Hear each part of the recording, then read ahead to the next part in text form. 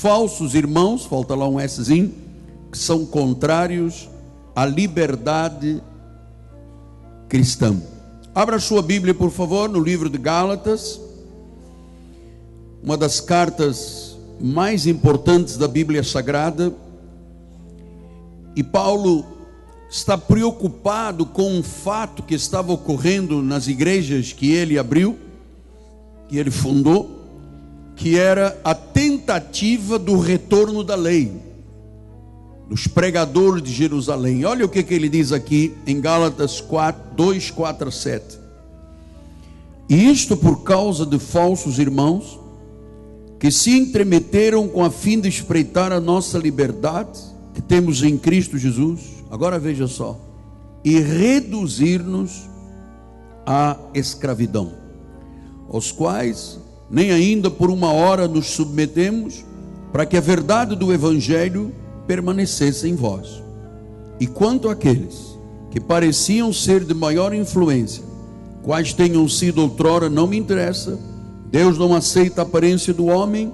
Esses, digo, que me pareciam ser alguma coisa, nada me acrescentaram.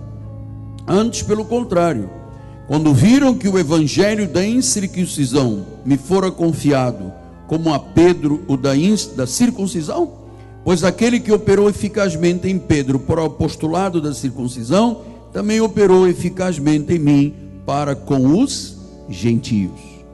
Duas palavras, dois povos, duas revelações. Vamos ouvir a voz de Deus. Oremos ao Senhor.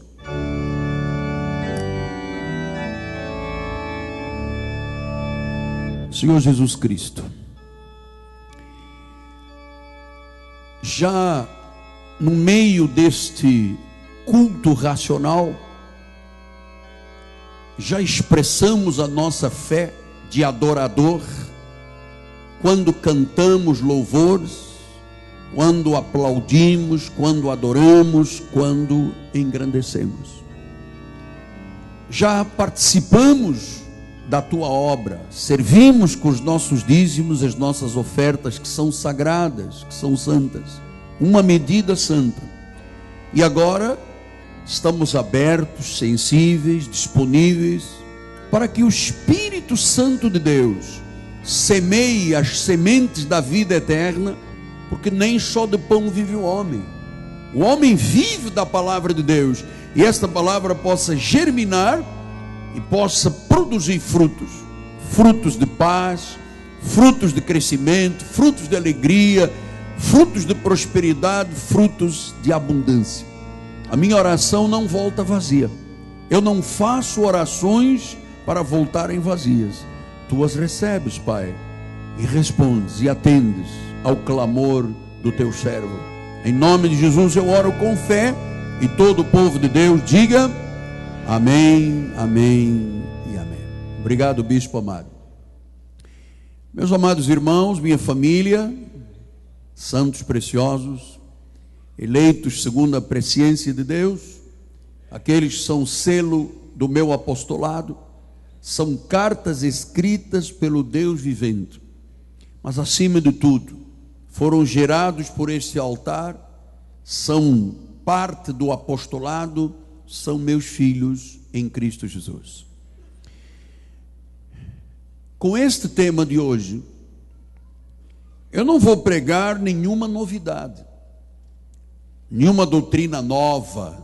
Eu não prego doutrinas novas, nem trago novidades. Pelo contrário, eu sou um proclamador das doutrinas da graça, aquelas que foram reveladas ao apóstolo São Paulo, que Paulo chamou de as sãs doutrinas. São doutrinas vigorosas, fortes, que a Bíblia diz a revelação dos mistérios que estiveram ocultos. Então, estas são as verdades de Deus. Veja que Paulo estava vivendo um drama muito grande, porque ele esteve em Jerusalém, voltou 14 anos depois, viu a igreja dos Gálatas totalmente contaminada, e ele diz assim no versículo de número 5, a essas pessoas que pareciam ser de maior influência, está falando de Tiago, está falando de Marcos, está falando de Pedro. Ele diz: olha, nem por uma hora nos submetemos. E ele disse por quê? Para não contaminar a genuína graça de Deus. Ele disse, porque se nós nos submetêssemos, a verdade do Evangelho não permaneceria. Então ele disse, nem por uma hora nos submetemos àqueles que pareciam ser de maior influência, para que a verdade do Evangelho permanecesse entre vós. E aqui neste primeiro versículo há um aspecto extremamente importante. Nós não podemos misturar lei com graça. Se nós somos cortados pela graça de Deus, se nós entendemos e tivemos os olhos espirituais iluminados, se nós recebemos esta palavra com fome, com sede da verdade, e esta palavra foi estabelecida no nosso coração, nós não podemos permitir que a lei, os que parecem ser de influência, venha e contamine a graça. Porque graça misturada com lei é uma desgraça. Ou é lei, ou é graça. Ou você vive a excelência da vida cristã no ministério de melhores e superiores promessas, ou você vive lei, um ministério de condenação e de morte.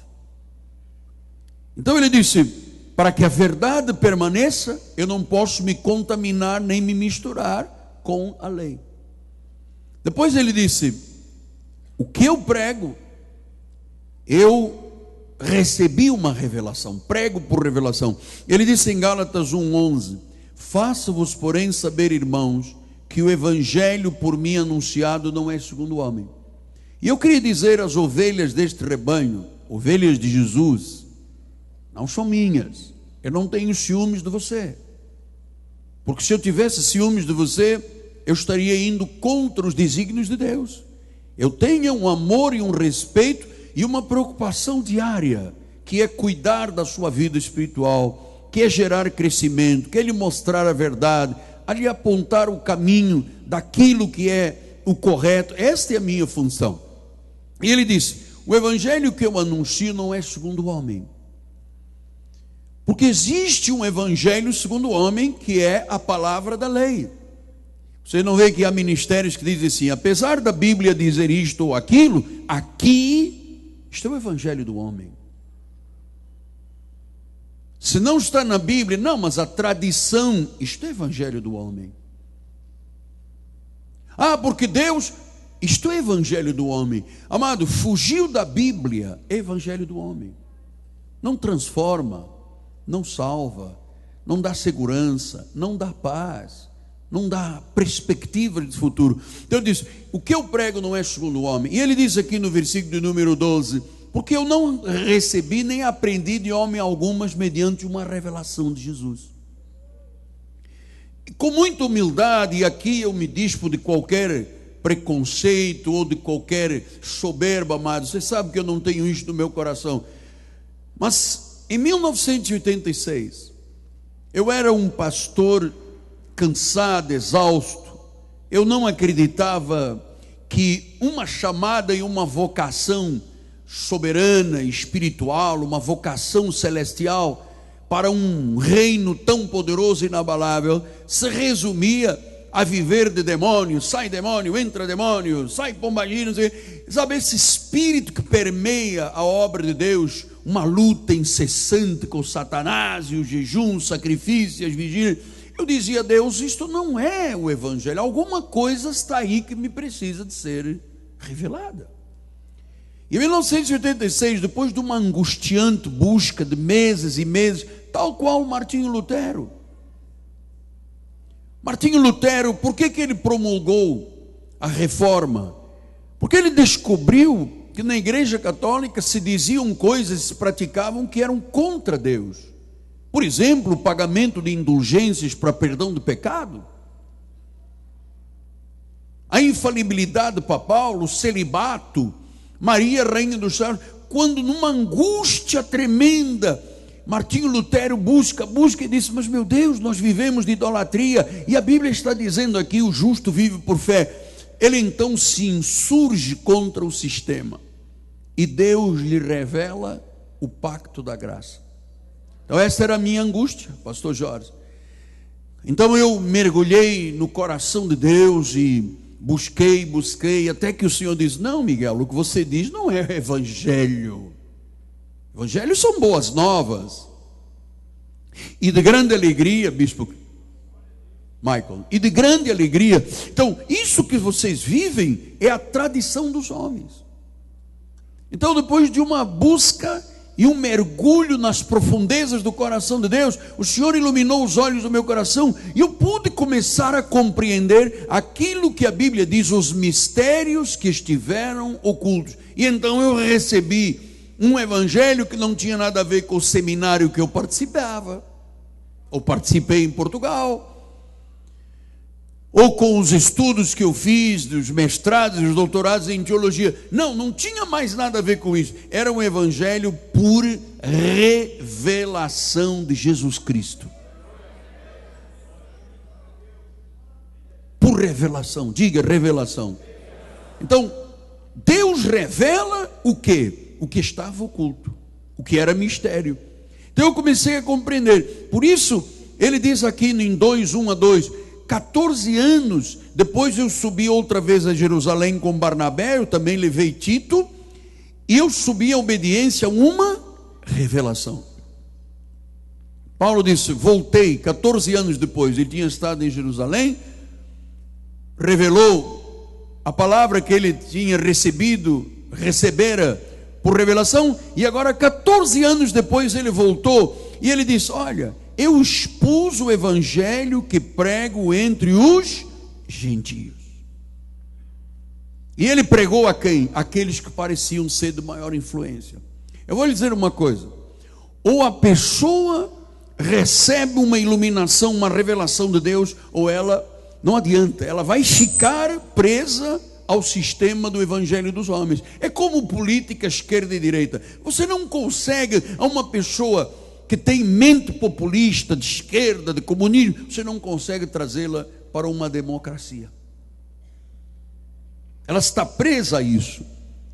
Então eu disse, olha, o evangelho que lhes expus, que eu prego aos gentios. Então, por meio destas verdades, Paulo disse, isto é tão sensível, é tão puro, é tão verdadeiro, que no versículo 6 ele disse, Gálatas 2:6, aqueles que pareciam ser de maior influência, nada me acrescentaram, porque a lei contamina a graça, se deixar contamina. Por isso é que Pedro disse, você tem que ficar firme na genuína graça de Deus. Estai, pois, firmes. Então diz que o pregador da lei que ele se encontrou em Jerusalém disse, nada me acrescentaram. Eu acho que Paulo deve ter tido alguns diálogos importantes com Pedro, com os Tiago, aqueles de maior influência. E aí, Tiago, como é que estão as coisas aqui por aqui? Tudo justo? Tudo perfeito? Como é que está? Como é que dizem aqui? Está favorável? E Tiago deve ter dito, não, o diabo entrou na igreja e nós estamos fazendo um jejum de 40 dias para derrotar o diabo. E Paulo diz, uau, mas eu aprendi por revelação que aquele que tinha o poder da morte, a saber, o diabo, já foi destruído. Como é que estão as coisas? Não, está tudo mal.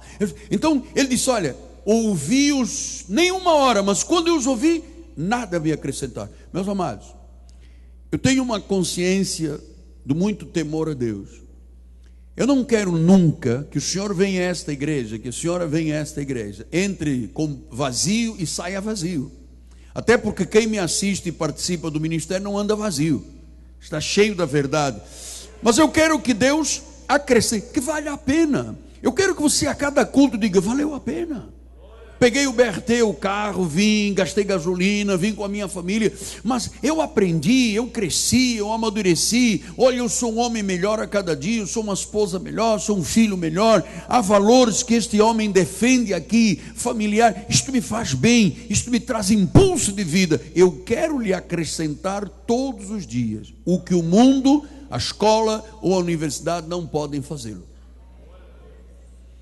Então, meu amado, estas verdades que Paulo acrescentava e que a lei nada acrescentou, é que fizeram os pais da igreja serem quem são.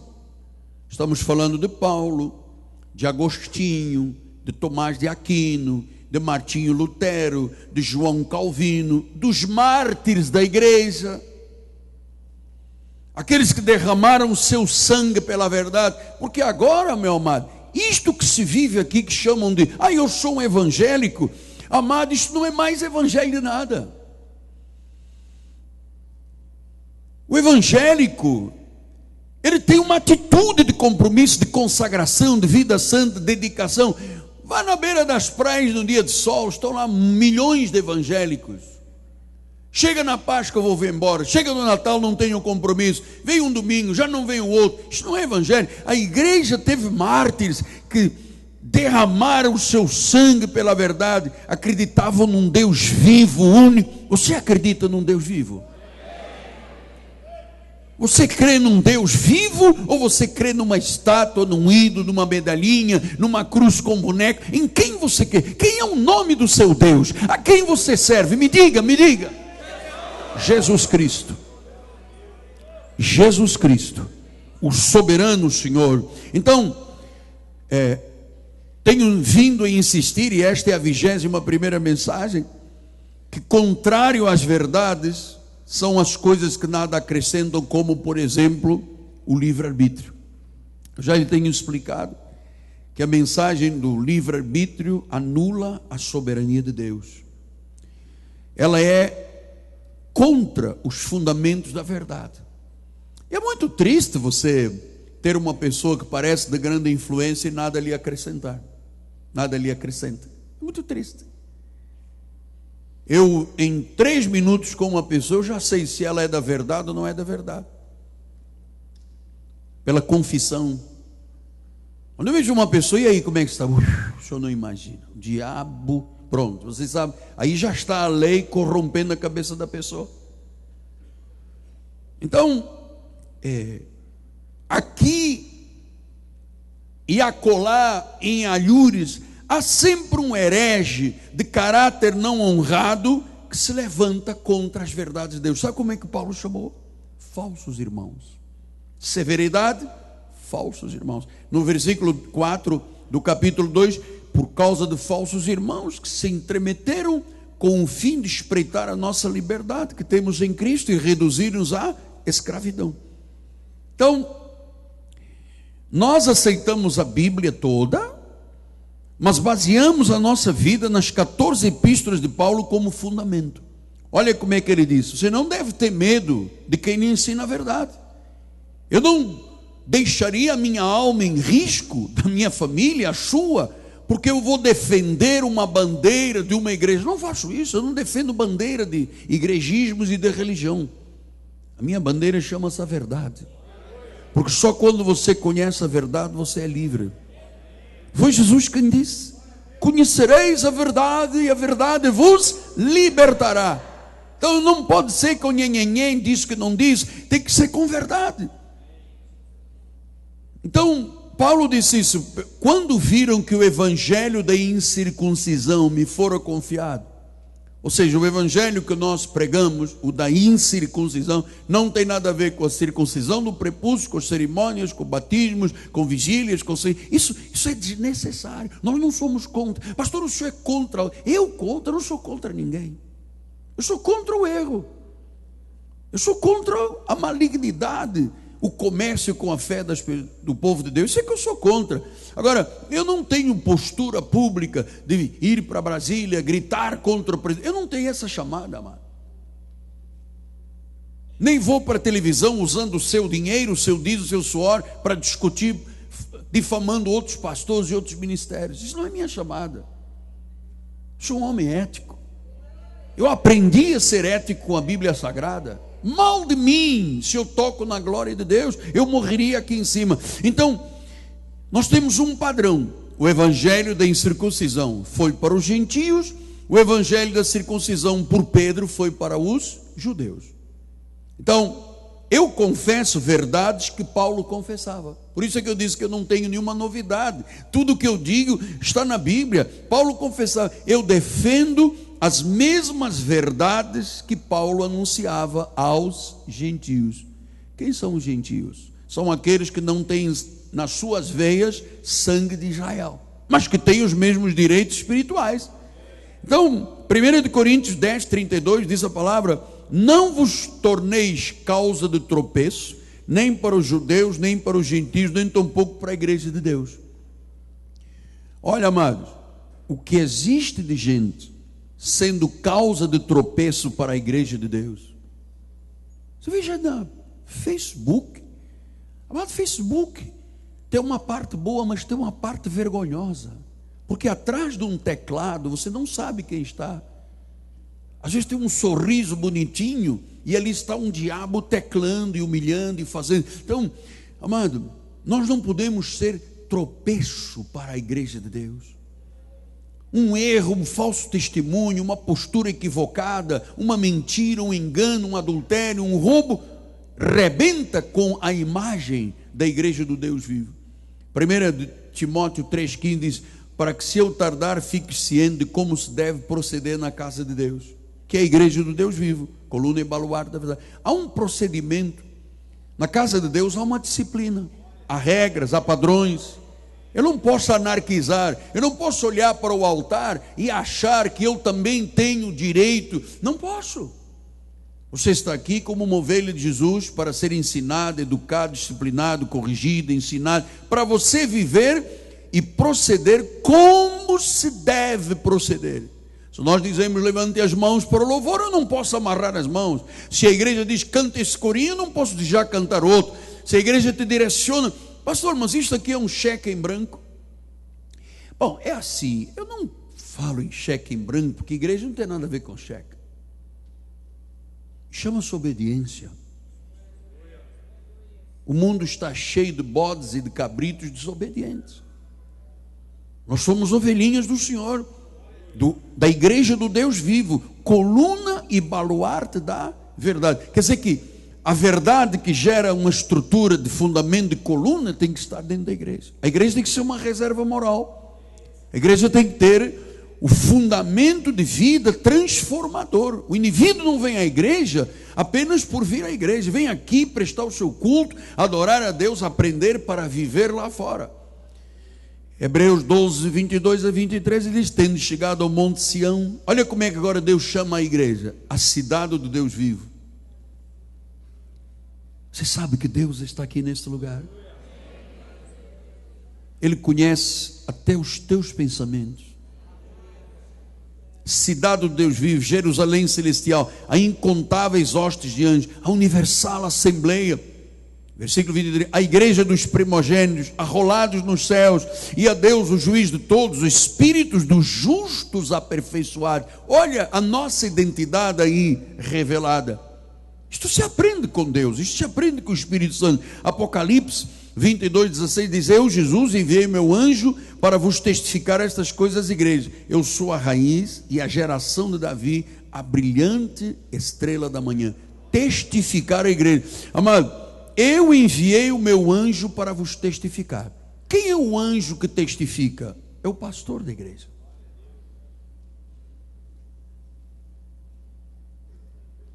É o pastor da igreja. Ao anjo da igreja em Éfeso, ao anjo da igreja em Laodiceia. Então, quem está na frente? É por isso que com Deus não se brinca. Isto é de grande responsabilidade. Amados, daqui depende a sua eternidade. Se você não compreende a verdade, não é livre, quando morre ou quando morrer, você não vai para a vida eterna. Você pensa o quê? Que uma pessoa católica idólatra vai viver a vida eterna? A Bíblia diz: o reino, não entra no reino quem? O idólatra, o efeminado.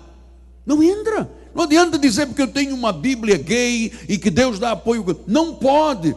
Amado, um dia Deus destruiu uma cidade chamada Sodoma e uma outra Gomorra por causa do homossexualismo. Não adianta querer pintar uma Bíblia de cor-de-rosa e dizer não, porque os pastores são contra. Amado, eu não sou contra ninguém, eu sou a favor da verdade. Agora, quando uma pessoa adapta o seu pecado e se escapa ou se esconde da Bíblia Sagrada, ela não teve, se morrer agora, o que lhe espera é o tormento do inferno. Então nós temos que ser honestos. Porque Porque grande parte da igreja já começa a dizer, não, mas nós temos que... Ou, se pega o jornal de hoje, o Papa Francesco mandou expulsar todo bispo que acobertou pedofilia na igreja. Mandou prender bispo dentro do Vaticano que se fazia de cego e era pedófilo. O próprio Papa está sabendo que o celibato, amado, é um erro. Porque a Bíblia diz que quem aspira ao episcopado, quem quer ser um servidor de Deus, um servo, seja ele um bispo, um pastor, um apóstolo, ele tem que ser marido de uma mulher, ele tem que ter filhos. Ninguém compreende a estrutura de um lar se não viver dentro de um lar. Não adianta você se ajoelhar e dizer, abençoai-me, Padre, porque eu pequei. E o padre não sabe o que é o drama, às vezes, de uma família. Mas é muito simples. Então reza 10 Ave Marias, está resolvido o teu problema. Então, hoje há mudanças estruturais tremendas, porque o Espírito está testificando ao mundo. Eu vos enviei o anjo para testificar. E claro, se você passar isto para a espiritualidade total, existe um anjo de revelação chamado Gabriel, que é o anjo que assiste às congregações que pregam a graça genuína. Não é graça de nome, depois põe sal e óleo por trás. Graça genuína. E há um anjo chamado Miguel, que é o defensor do povo de Deus. Está lá no livro de Daniel, Miguel, o defensor do meu povo. Miguel vem de uma palavra hebraica, Micael, quem é maior do que Deus? Então isso tem que ser anunciado à igreja. Mas e os falsos irmãos que o senhor está falando desde o início? São desobedientes a estes ensinos. 1 João 2,4 diz, aquele que diz eu conheço e não guarda os seus mandamentos é mentiroso, nele não está a verdade. Não adianta dizer, eu sou de Jesus, mas eu não guardo os mandamentos, não está a verdade, é o quê? Mentiroso, é o falso irmão. 1 João 3,6 diz, todo aquele que permanece nele não vive pecando, pois todo aquele que vive pecando não o viu, nem o conheceu. Uma pessoa convertida, ela não pode se sentir livre para pecar e não lhe acontecer nada. Nem juízo, expectação de juízo, nada. Apóstolo, eu sou da igreja, o senhor não sabe, eu pinto e bordo lá fora, não me acontece nada, nem minha consciência me acusa de nada. Amado, você não é salvo. Porque toda vez que eu ponho o pé fora do trilho um pouco, amado, você nem imagina como é que eu fico.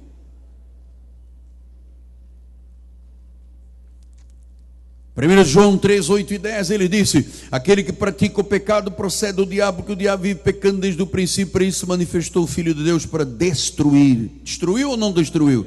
Destruiu. Versículo de número 9, todo aquele que é nascido de Deus não vive na prática do pecado. E ouça, a prática do pecado não é adulterar só. Você pensa que é adulterar, fumar, beber e bailar?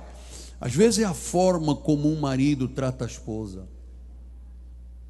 Você sabe quantos irmãos em Cristo têm as suas orações interrompidas? É inadmissível que um homem, na estrutura física de um homem, tenha não só a questão de abuso verbal, mas a violência física. Um homem que diz, eu sou o macho da casa, eu bato em quem eu quiser e dá um tapa na mulher. Amado, isso não é um homem. Isso é um lutador do UFC, MMA, deve ir apanhar na cara com os lutadores dentro do ringue. A mulher tem que ser honrada. A parte mais frágil da casa é a esposa. Nem o homem é independente da mulher, nem a mulher é independente do homem. Então nós estamos aprendendo estas coisas. E 3 de João 1,11 diz assim, amado, não imites o que é mal, senão o que é bom. Aquele que pratica o bem, procede de Deus. Aquele que pratica o mal, jamais viu a Deus. Então você sabe, uma murmuração, falar mal de outro irmão, conspirar. Você não imagina nestes 40 anos de vida espiritual, amado, que já fizeram com a minha vida. Você não tem nem ideia.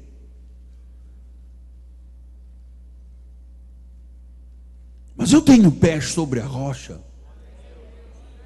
Eu sei em quem tenho crido. Eu não posso imitar o mal. Então, se hoje em dia a sociedade faz coisas erradas, eu não posso imitar. Eu sou imitador de Cristo. Ah, mas todo mundo é falso, todo mundo faz negócio ilícito, tem gente do governo lá, mas essa gente toda já está condenada. E olha, não é condenada pelo juiz moro, não, é condenada por Deus. Porque a condenação de um juiz leva 20 anos de cadeia, a condenação de Deus é para sempre, meu amado. Ou você sabe que essa gente que está tirando a educação dos nossos filhos, está tirando a saúde, a segurança, a paz, a alegria de vida de um país rico, então meia dúzia, uma penca de gente desonesta, você acha o que isso fica indelével diante de Deus? A Bíblia diz, não imites o que é mal, imita o que é bom. Então, se todo mundo rouba, eu vou roubar porque eu estou imitando. Não, se todo mundo rouba, eu não tenho que roubar. Se todo mundo mente, eu não tenho que mentir. Se todo mundo passa a perna na mulher e no marido, nós não temos que passar a perna em mulher e marido. Se todo mundo não tem compromisso com nada, nós temos compromisso. É ser de Deus. Por isso é que Lucas 6,46 diz, por que me chama... Quer aplaudir? Vamos lá. O Senhor diz, por que me chamais Senhor, Senhor, se não fazeis o que vos mando? Amado, isto é a maior verdade que existe. Eu não posso dizer Senhor Jesus, e depois não, dízimo eu não pago porque é da lei. Vir aos cultos de oração não, porque eu já estou cansado de domingo. Vir domingo não, porque eu já estou cansado de sábado. Vir à escola bíblica ou à quarta-feira, paciência, isso é coisa de pastor. Por que você não faz o que ele te manda? Você não é dono da sua vida. Ele te escolheu, te deu uma vocação, tens um chamado, não estás aqui por um acaso. Isto tudo é um contexto espiritual. Amado, o valor espiritual é milhões de vezes superior aos valores carnais. Nós trazemos dentro de nós o que é visível da carne, o terrestre, o terreno, mas trazemos dentro de nós o celestial. Por que você me chama de Senhor e depois é convidado para vir uma consagração, você não vem? Porque me chama de Senhor quando você se inscreve para uma reunião de empresários, não vem, fazem um diploma para você, você nem sequer telefona para a igreja para dizer que não vou. Porque me chama de Senhor se o culto começa 9 horas da manhã e você chega aqui 10h30 da manhã. Pastor, peraí, não estou conhecendo o Senhor. O Senhor está me dando bronca a mim? O Senhor sabe quem eu sou? Não, amado. Eu estou fazendo o que Deus faz comigo, me ensinando a verdade. Estou fazendo o que nós fazemos dos nossos filhos em casa. Então diz, você não pode chamar de Senhor e não faz o que Ele manda. Você tem que fazer o que Ele manda. Tem que combinar com a tua esposa. Olha, gente, o anjo da igreja está dizendo que o culto é 9, vamos chegar às 8h30, 15 para as 9. É 6 horas da tarde, 20 minutos, 15 minutos antes, é 7h30. Pastor, mas tem muito trânsito. Amado, voe em cima do trânsito, dê ordens aos anjos, faça como eu faço. Sai da minha frente. Você é um vencedor. Então, falsos irmãos pensam que existe um outro caminho que leva à eternidade. Não existe. João 14,6 disse, eu sou o caminho, a verdade e a vida. O verdadeiro cristão é justo, é salvo, ama Jesus, tem uma vida devotada. Por isso ele disse em João 14,23, se alguém me ama, tem que guardar a minha palavra. Você ama Jesus? Olha, alguns irmãos não estão me a responder. Você ama Jesus, pá? Isso, bota para quebrar, meu amado. Bota para quebrar, que se você fosse ao estádio de futebol, você botaria para quebrar. 1 João 2,3 diz assim, ora sabemos que o temos conhecido, por isso guardamos os seus mandamentos. Conhecer a Deus. Quem o conhece sabe que com Ele não se zomba e com Ele não se brinca. Então o falso irmão também é chamado de crer, de hipócrita. O verdadeiro irmão não, ele é amoroso, ele é cuidadoso, ele é gentil, ele é amável, ele é respeitador. Este é o verdadeiro salvo. Amado, o grande pregador, o maior pregador de todos os tempos depois de Paulo, Billy Graham, ele disse: o cristianismo produz pessoas cordatas, trabalhadoras, não dados à violência, não têm vícios, não são contra nenhum sistema. O povo cristão é bom para a sociedade. Tu és bom para a sociedade. Tu és bom para a tua família, tu és bom para a igreja, tu és bom para a sociedade. A nossa sociedade está cheia de problemas. Nós temos que ser o sal para esta sociedade. Nós temos que ser a luz para estas trevas. Nós temos que ser bons. E claro, para ser bons nós não podemos apenas falar da palavra. Nós temos que praticar a palavra. Diga isto: eu tenho um chamado para viver, para praticar a palavra. Então quer dizer que um falso convertido é um irmão falso, ele será negado por Jesus Cristo. Então nós temos que entender o que disse Mateus 7:21.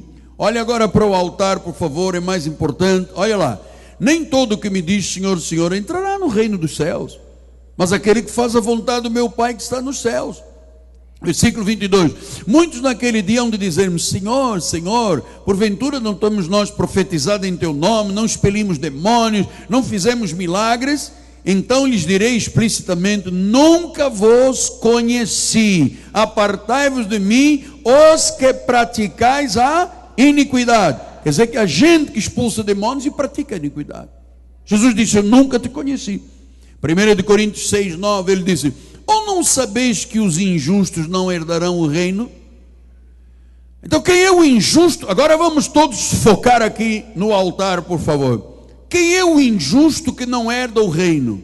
Agora ele começa a dizer: o impuro, o idólatra. Está vendo, irmão católico? Se você fica devotando a sua vida a Maria, se você acredita no que a Bíblia não diz, você não herdará o reino. Quando morrer, não vai para o seio de Abraão. Então, porque a mim não me interessa só esta vida aqui da terra. Eu quero saber da minha eternidade. Eu não nasci para viver 50 anos, 70 anos, 80 anos e acabou a minha vida. Não. Nós temos que pensar na eternidade. Então ele diz: é impuro, é idólatra, é adúltero, é efeminado, é sodomita.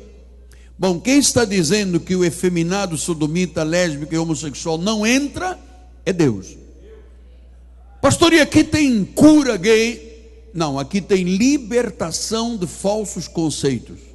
Deus, quando fez o homem, o fez homem; quando fez a mulher, a fez mulher. Homem e mulher os criou, diz a Bíblia Sagrada. E ele diz: sede fecundos, multiplicai-vos. É preciso saber que se o mundo fosse realmente efeminado ou sodomita, nós não existiríamos. Porque o efeminado e o sodomita não produz filhos. E diz que não herda o reino. Então, ladrão, avarento, bêbado, maldizente, roubador, diz que não herdarão o reino. Então nós temos que ser pessoas tementes a Deus para entender isso, amado. Porque senão é falsidade da vida. Olha como é que Apocalipse ainda diz mais forte: ficam fora, ficam os cães, os feiticeiros, os impuros, os assassinos, os idólatras e todo aquele que ama a prática da mentira, incluindo homossexualismo e lesbianismo. É uma mentira, é uma impureza.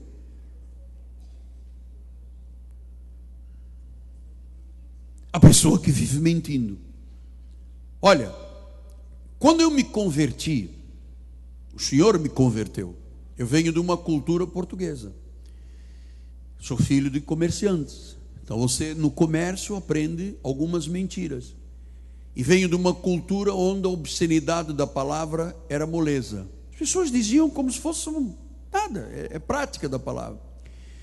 E eu pedi a Deus que eu queria ser puro no falar, queria ser puro em sentimentos, e tive uma batalha para não ser uma pessoa que pudesse praticar a mentira, porque a coisa mais desgraçada é um pastor mentiroso.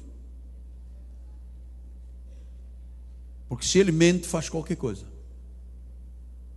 Se mente, meu irmão, pode fazer qualquer coisa. Então, Deus trabalhou no meu coração, e eu hoje, quando eu ouço uma pessoa dizer um palavrão, sabe, ou tentar corromper, é uma coisa que me faz uma aflição muito grande, porque isso é parte dos falsos irmãos, dos falsos profetas, né, da falsidade. Olha como é que diz, 2 de Pedro 2, 1 a 3, diz assim a palavra do Senhor: assim como no meio do povo de Deus, surgiram falsos profetas, assim também haverá entre vós falsos mestres, os quais introduzirão dissimuladamente heresias destruidoras, ao ponto de renegarem o soberano que os resgatou, trazendo sobre si mesmo repentina destruição. E muitos seguirão as suas práticas libertinas. Você vê?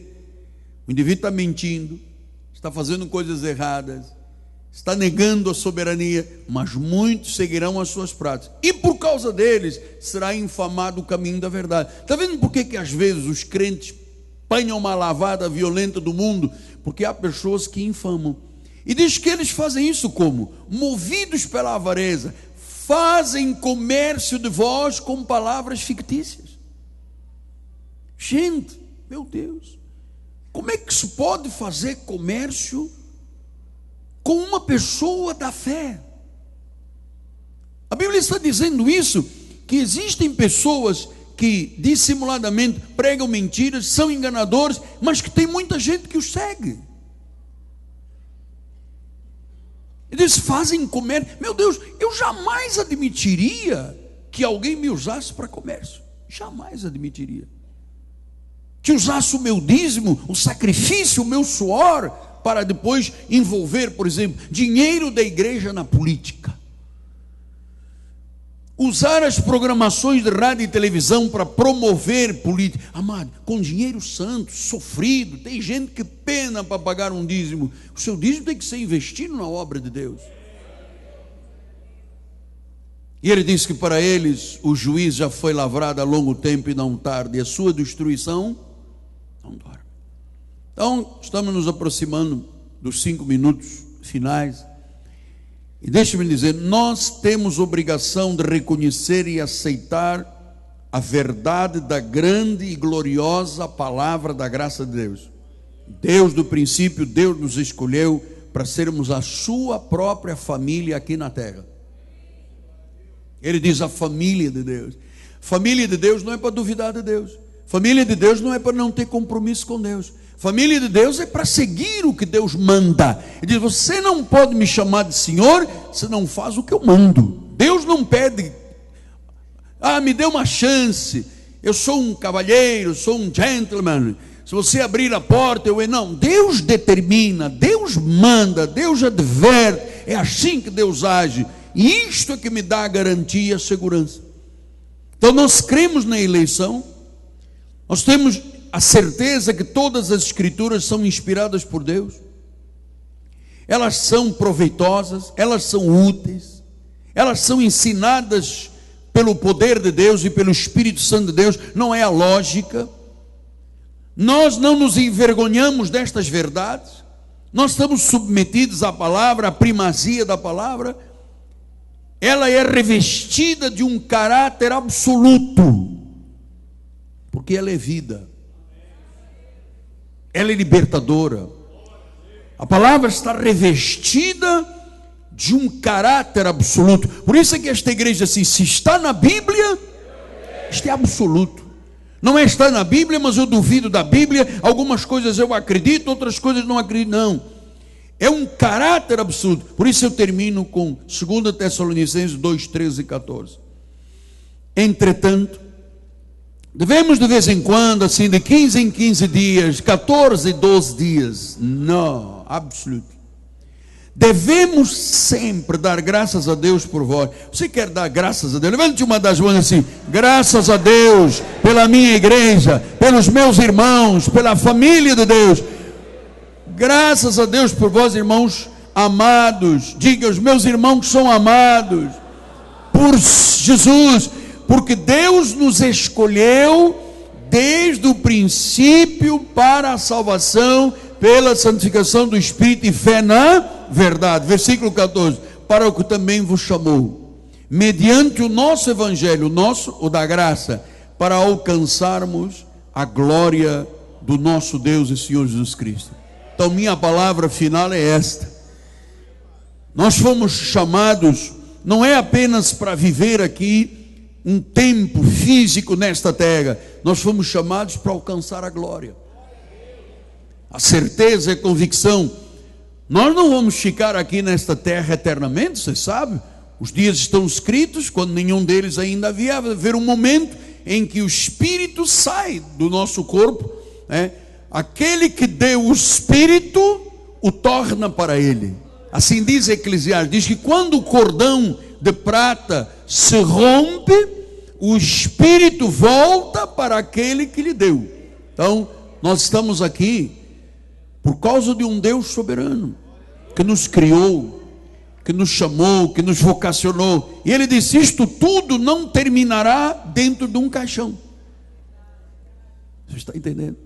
Isto não terminará dentro de um caixão. Ele disse, nós vamos alcançar a glória. Então é isto que a igreja está preparando. Nós estamos todos aqui numa grande peregrinação. Estamos aqui de passagem. Estamos de passagem. A ovelha não morre, você sabe disto, eu já lhe ensinei. A ovelha descansa das suas obras e vai para o seio de Abraão. Então, estamos aqui em peregrinação. Mas nesta peregrinação há um chamado a viver uma vida santa, uma vida de intimidade com o Espírito Santo. Em qualquer lugar, em casa, no trabalho, no comércio, no emprego, no quartel, aonde você estiver, amado, lá está Deus, lá está uma extensão do Senhor. Ele se multiplicou na nossa vida. Então, eu não posso estar aqui na igreja, vai terminar o culto daqui a 3 minutos, eu me dispo desta verdade toda, eu me dispo destes valores todos, vou para a rua e eu sou outra pessoa. Eu não posso ser um camaleão. Camaleão é que é assim, ele põe a patinha em cima da coisa preta, vira preta, ele põe no verde, vira verde, ele põe no marrom, vira marrom. Nós não viramos marrom, preto e verde, nem amarelo, nem azul, nem pastel. Nós fomos lavados no sangue de Jesus. A Bíblia diz que nós éramos como carmesim, vermelhos, sujos pelo pecado. Deus teve misericórdia de nós, amado. Deus veio morar em nós. Ele fez do nosso corpo o templo do Espírito Santo. Portanto, o templo não pode ser destruído, nem pela droga, nem pelo cigarro, nem pela bebida alcoólica, nem pela mentira, nem por esse sistema que está lá fora. Ele quer que você alcance a glória. Ele quer que um dia você tenha a certeza que vai chegar ao lar celestial, pois ele disse, eu vou preparar-vos um lar, há muitas moradas com meu Pai, e quando nós chegarmos, o Senhor vai dizer, olha que servo bom está chegando aqui. Olha que servo bom e fiel foi este homem, foi esta mulher. Ele diz, você foi fiel no pouco? Então entra no muito, entra para cá, entra no gozo do teu Senhor. Este gozo do Senhor, amado, que nós vamos viver na eternidade, e o olharemos e o veremos face a face, diante dele, todos nós nos curvaremos, diremos glórias para sempre ao Cordeiro de Deus. Mas antes deste acontecimento, antes do fio de prata se romper, diz Eclesiastes 12, tem uma vida aqui na terra. Como é que você tem vivido? Como é que você tem sido como pai? Como esposa? O que é que você tem proporcionado? Você é um espelho para os seus filhos? Você trata com carinho a sua esposa? Ah, mas eu sou cabeça dura. Então amoleça a cabeça esta manhã. Como é que você trata os seus filhos? O que é que os seus filhos, quando olham para você, veem? Eles veem Jesus? Nas tuas palavras, quando você faz um negócio e você dá a palavra, tua palavra vale mais do que um cheque ou não vale mais do que um cheque?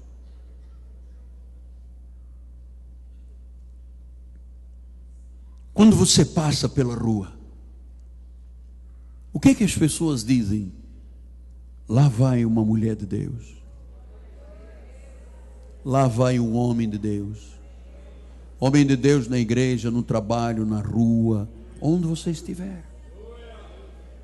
Porque é desta forma, segundo este evangelho, que nós alcançaremos a glória de Deus.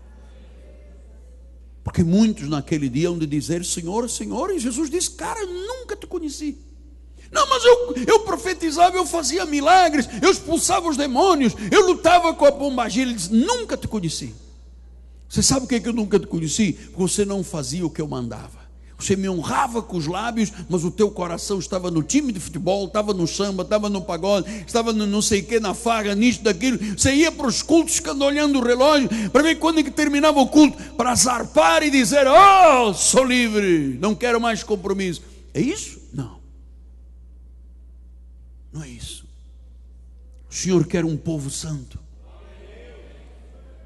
Um povo que se ajoelha lá e Deus o ouve. Um povo que não tem interrupções nas orações. Ele quer um homem de Deus que olha para a sua esposa e diz: eu te amo, você é minha esposa, meu marido, você é o meu marido, nossa família, nossa casa bendita, eu e a minha casa servimos a Deus. Se você manda, se você faz o que Ele te manda fazer, amado, você nunca será um perdedor, você nunca será um derrotado, você nunca será um fracassado, você nunca será envergonhado. Você vai lutar pelos teus sonhos, você vai conquistar, você vai vencer. Você vai ficar surpreendido como é que Deus faz com uma pessoa que o honra. Uma pessoa de Deus tem a honra de Deus, tem o crédito de Deus. Paulo disse isso aos Filipenses: o que me interessa não é a vossa doação, é o crédito que você tem diante de Deus.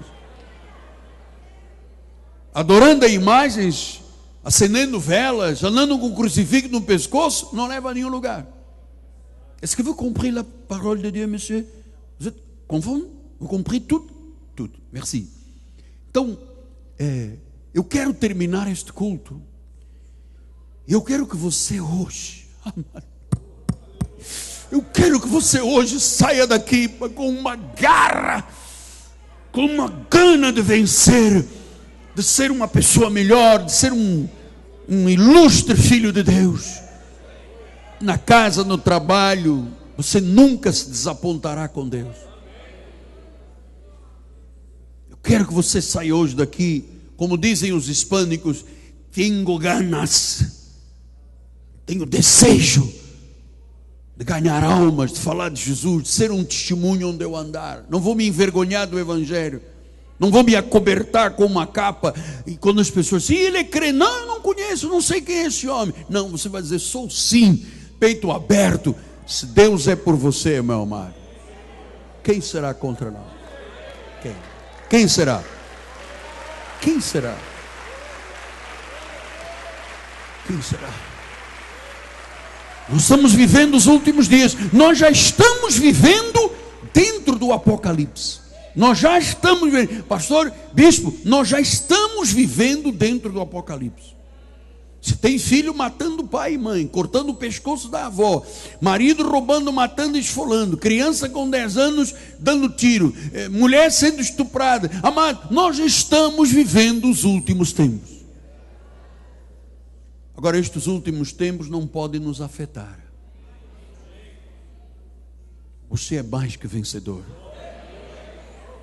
O anjo está te falando isto, está anunciando que você tem um chamado santo para vencer. Senhor, vamos dar um aplauso, vamos lá, igreja, vamos lá, força, força, força, aleluia. Energia espiritual, amado. Senhor Jesus, a semente foi semeada, já está a germinar, já está dando frutos. Nós vamos sair hoje daqui melhores maridos, melhores esposos, melhores profissionais, os melhores cristãos do mundo. Nós vamos sair daqui como luz e sal para a glória de Deus. E o povo do Senhor diga amém. Vamos ficar de pé. Perdão, passamos um pouquinho de tempo, mas hoje foi dia de festa, né? Para os casais da igreja. Maravilhoso. Aleluias. Levante as suas mãos para os céus. Obrigada, Senhor, por esta manhã gloriosa. Obrigada, Senhor, porque nós estamos sendo exortados em amor a viver em santidade, Senhor. Essa igreja santa sai daqui para mostrar a luz, para salgar vidas, Pai. Agora dá ordens aos teus anjos, Pai, que nos levem em paz. Livra-nos, Senhor, de todos os males. Guarda-nos por onde quer que passemos, Pai. Porque nós cremos na Tua graça, no Teu amor e na Tua misericórdia. Saia daqui sabendo que Deus assiste tudo que você faz. Ele te chamou para viver uma vida santa. Graça e paz, uma semana cheia de vitórias, em nome de Jesus. Amém. Glória a Deus, graça e paz, semana vitoriosa. Não saia sem abraçar alguns irmãos da igreja. Diga que você ama esse irmão do seu lado.